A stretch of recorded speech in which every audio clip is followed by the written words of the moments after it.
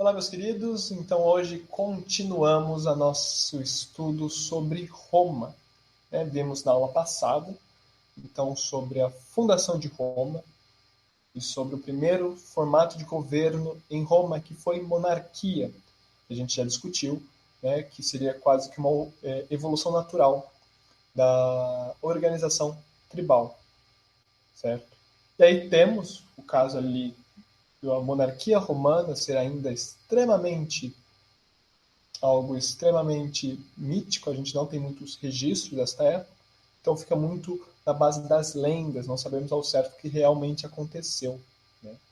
Bem, e aí por último, então temos ali um rei tirano, que é derrubado pelo Senado que já existia na monarquia, que era aquele conselho de anciãos, então da palavra senatus, daí que vem a palavra sênior, e a ideia de Senado como algo sênior chega até os dias de hoje. Né? O nosso Senado tem origens, então, nesta instituição romana. E vamos ver aqui, então, que na República o Senado, então, conseguirá concentrar muito mais poder do que concentrava na época da monarquia. Perfeito? Lembrando aí, para quem viu a aula de geografia, também na segunda-feira, tratamos um pouco sobre formas de governo e temos também o que é república, que vem da palavra em latim, res publica, coisa pública. Então já essa ideia, obviamente que a República Romana, por ser de 500 a.C., ela terá diversas mudanças, diversas diferenças frente às repúblicas atuais, mas já tentando, em diversos ideais, um governo aí com representação popular, que não alcançou o seu pleno objetivo. Mas vamos lá. Bem, então aqui temos a República Romana, esse momento que vai durar aí de 509 a.C. até o ano 27 a.C., que é o ano da fundação do Império. Bem, então a República foi vista como uma forma de aumentar o poder do Senado. O Senado já era uma instituição muito poderosa. Lembrar que quem pertencia aos Senados eram os patriarcas, o pessoal mais velho, das famílias patrícias, as famílias tradicionais, detentoras de terras férteis da cidade de Roma. Então já tinha isso, já era uma instituição elitista, era só a elite que fazia parte. Porém, ela não detinha todo o poder, porque os poderes reais eram vários, eram muito fortes. Lembrar que a monarquia era absoluta. O rei detinha, mesmo sendo um rei eleito, uma vez eleito, ele detinha todos os poderes, o que a gente chama hoje de executivo, legislativo, judiciário. Então ele que executava tudo, ele que criava leis, ele que julgava, e ele ainda era chefe religioso e chefe do exército. Então era muito poder na mão dos reis. E o Senado, que era responsável por eleger os reis na monarquia, começa a querer mais poder ainda. E assim ele vai tendo essa forma aí, através da República, de exercer esse poder. A discussão também, a justificativa para se formar a República Romana é evitar a concentração de poder em uma só pessoa. Então, que uma pessoa só tenha todos aqueles poderes que o rei romano tinha. Então, a gente vai ver bonitinho que serão extremamente quebrados essas funções. Serão divididos em várias pessoas para evitar a concentração e evitar a tirania. No caso da figura central, será os cônsul, vai ser o cônsul, ou cônsules, no plural. Então, vai ser o principal cargo durante a República Romana, então será o cônsul. E, para evitar a concentração de poder em uma pessoa só, existirão, então, 2 cônsules para dividir o poder, mais ou menos na ideia de diarquia que havia em Esparta. A diferença é que eles são eleitos, com mandato, tudo bonitinho. Os primeiros cônsules, então, vai ser Lúcio Júnior Bruto e Lúcio Tarquínio Colatino. Não precisa saber isso é algo que eu trago só porque o Lúcio Júnior Bruto dizem que ele é parente do Bruto, depois lá com a história de César, mas já quando for a gente relembra bonitinho. E o lema da República Romana, algo muito importante para mostrar até o poder do Senado, é esse Senatus Populusque Romanus, que aí então fica esse SPQR. Roma vai adotar muito esse SPQR como principal lema, como principal símbolo romano. Isso é tão poderoso que depois adentra o império, que significa Senado e o povo de Roma.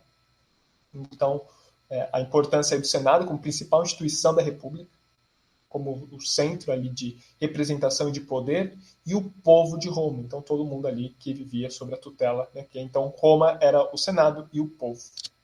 Perfeito? Então, vamos falar aqui um pouco sobre as instituições. Então, a principal, já comentado, o Senado, o mesmo, que vai ter a mesma organização da época da monarquia. A ideia, né? Homem de origem patrícia, órgão muito poderoso. Faltou o O aí, mas é um órgão muito poderoso. Perfeito. Se qualquer dúvida, então, volta ali na aula sobre monarquia. As figuras, né? A instituição do cônsul, né? Então, os cônsules, que vão, então, ser os chefes do executivo, é eles que vão fazer as coisas. Essa ideia de chefe do executivo é algo moderno, é um anacronismo. Anacronismo é essa visão do passado com uma visão atual. Não existia essa ideia de executivo, legislativo, judiciário, mas ele que executava, então seria o executivo. Organizavam a administração, então, da cidade de Roma e dos domínios romanos, e também o exército, mas organizavam. Né? Teremos também os pretores, que vão ser encarregados da justiça. Aqui, ó, vou voltar rapidinho, já vemos que o executivo e o judiciário, né, então, quem vai fazer as coisas, cuidar da administração de Roma e a justiça já são divididas. Antes eles eram todas unidas na figura do monarca.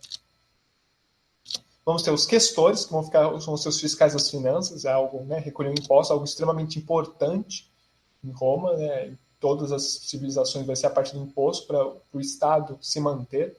Vão ter diversos gastos com o Estado, como o exército, principalmente. Durante muito tempo, a religião também vai ser um gasto de Estado. Então, é importante que isso seja pago, e isso é pago com dinheiro do povo. Temos os censores, como o nome diz, é de censo. Então, faz o censo da República, vê bonitinho quantas pessoas tem. Tentar dividir bonitinho quantas pessoas de cada classe tem, até para ter um controle, quantos tem de patrícios, quantos tem de plebe, quantos clientes e tudo mais. E eles vão também vigiar os costumes. Então, essa preocupação durante a República Romana, que depois se prolonga, né, se prorroga até perto dos dias atuais, essa importância aí de costume. Vamos ter também a Assembleia das Centúrias, né, então, que vai ser um conselho popular, formado por todos os cidadãos aptos a servirem militarmente. Né, então, centurião romano. Perfeito? Então, essa é a importância que o exército vai ter. Então, a gente vai ter uma assembleia de todo mundo que poderia ir para o exército. Obviamente, não era qualquer um. Era algo extremamente abrangente. O exército vai ser a instituição mais abrangente, porque vai acabar aceitando de qualquer classe. Não farão restrições, até para ter um exército numeroso. Porém,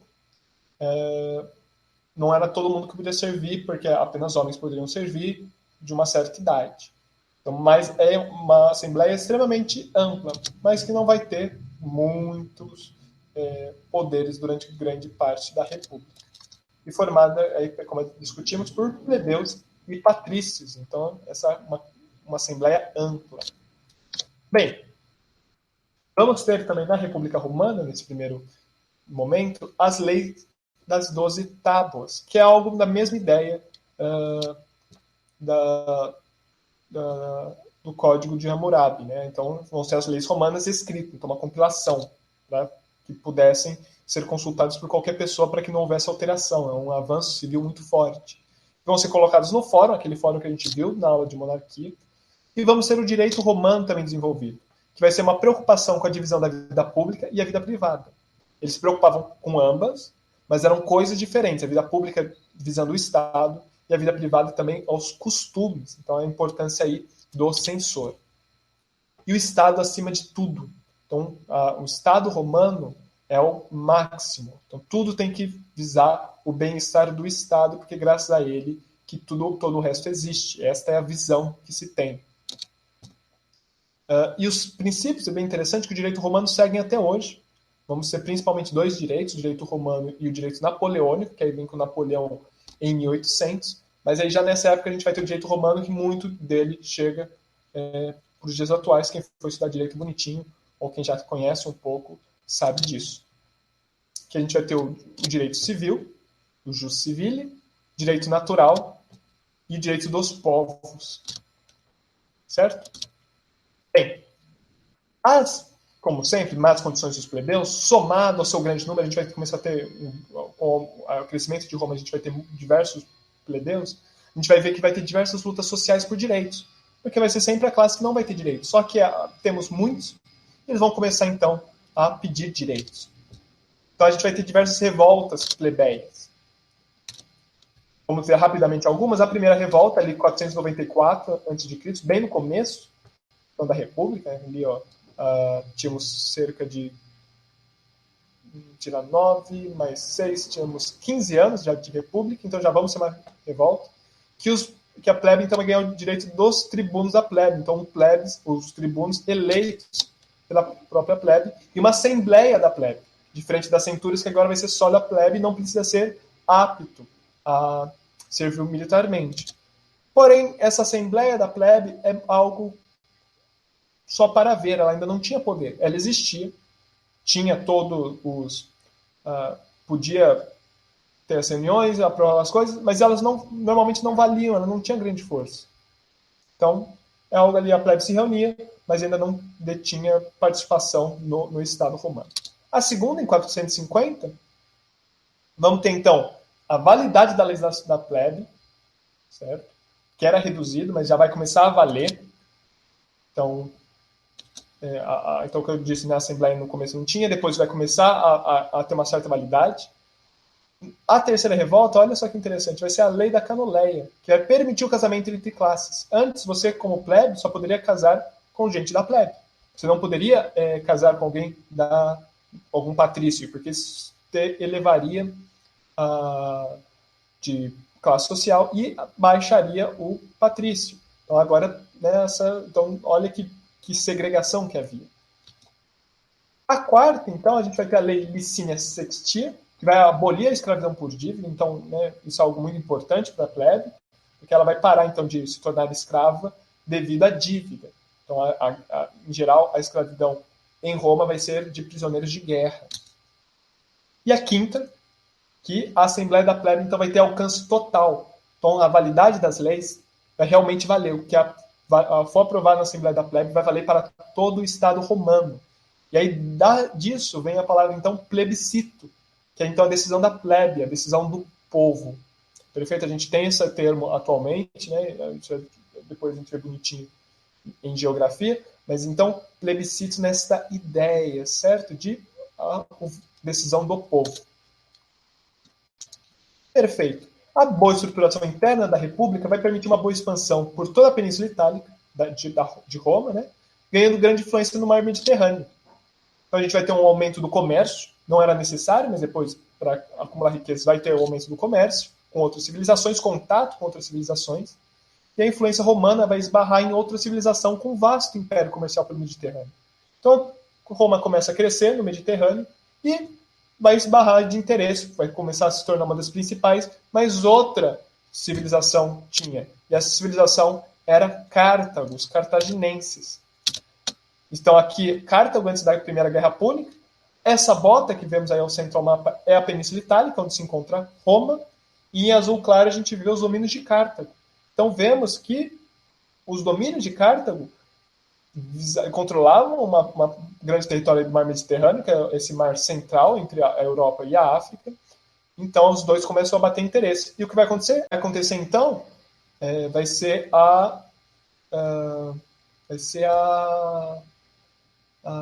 o conflito entre essas duas civilizações, que vão ser as guerras púnicas. Então, Cartago, né, a guerra contra Cartago, vai ser uma cidade fundada por fenícios, lembra dos povos que a gente viu do Crescente Fértil, por volta de 800 a.C. Só que por que guerras púnicas? Já que então contra cartaginenses ou contra fenícios. Os romanos chamavam os fenícios de púnicos. Da mesma ideia da Grécia, que Grécia é da palavra Grécia, que era a região, que era como os romanos chamavam a região da Hélade. Então, púnicos é o jeito que os romanos vão chamar os fenícios, que tinham um vasto império comercial, assim como os fenícios, e vai lutar contra Roma pela hegemonia do mar Mediterrâneo.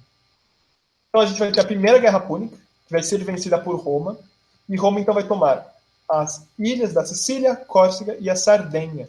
Mas isso já vão ser fortes entrepostos comerciais.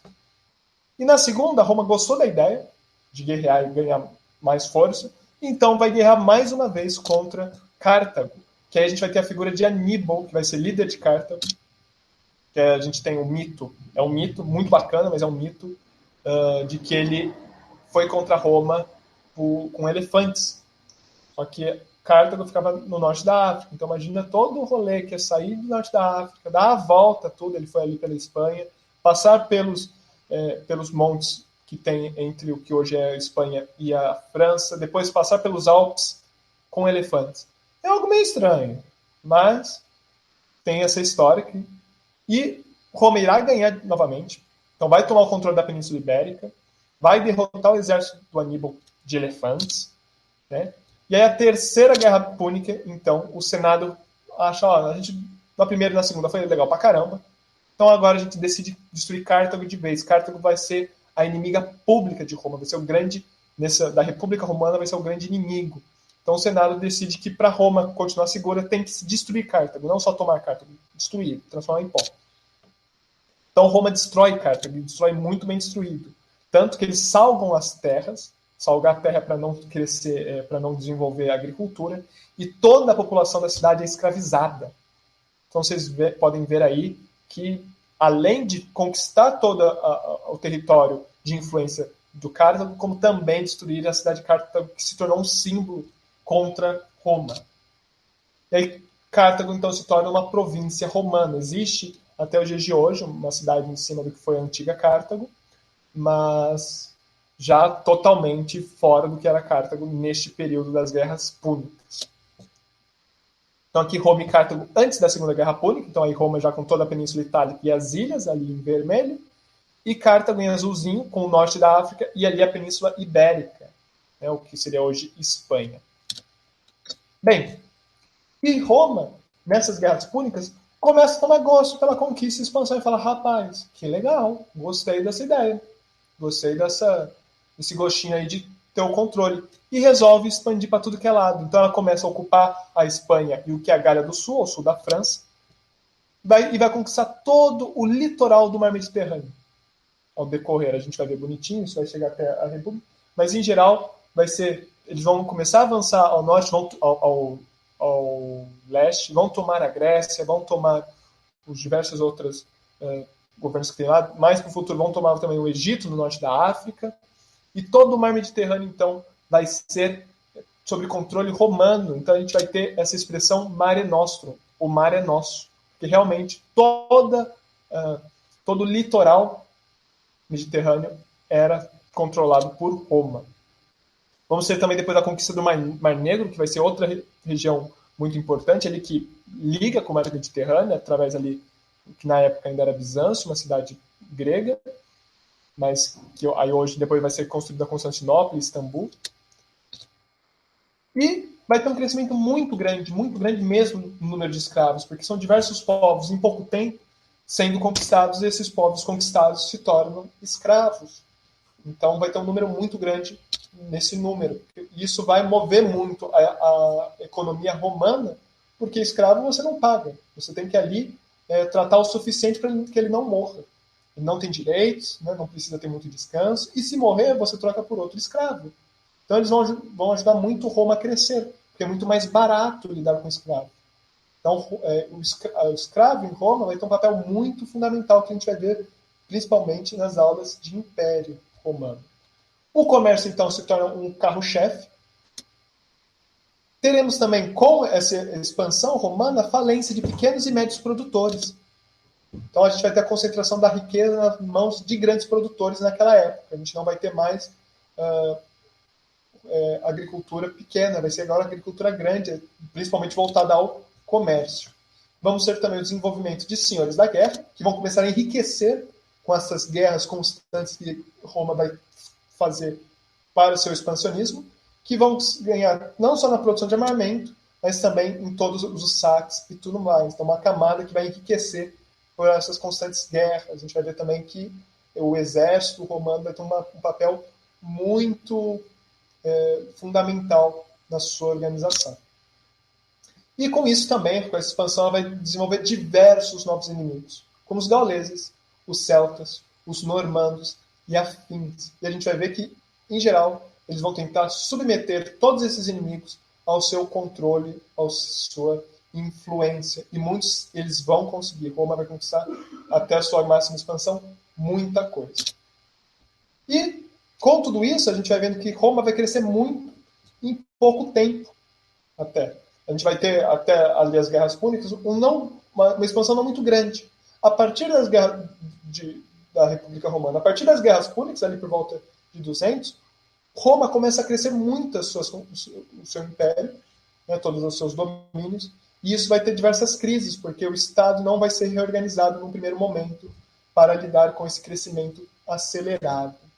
Perfeito? E isso a gente vai ver que vai ter uma crise política, que a gente vai lidar na próxima aula, uma aula só sobre a crise política que vai culminar no fim da República. Perfeito? Meus queridos, espero então que tenha ficado claro para todos um pouco sobre a República Romana, o SPQR, que eu acho o lema principal. E na próxima aula, então, vemos crise da República para depois finalizarmos com o Império. Perfeito? Muito obrigado a todos e até amanhã.